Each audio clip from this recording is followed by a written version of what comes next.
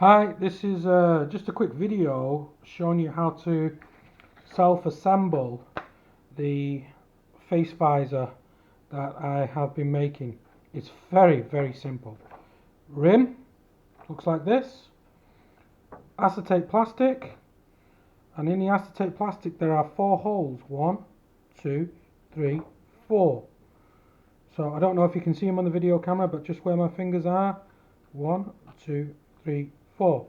Now, for the purpose of this video, I'm a bit relaxed on hygiene and sterilisation because this is just a test. But when you're doing it, try and do this in a clean environment, right?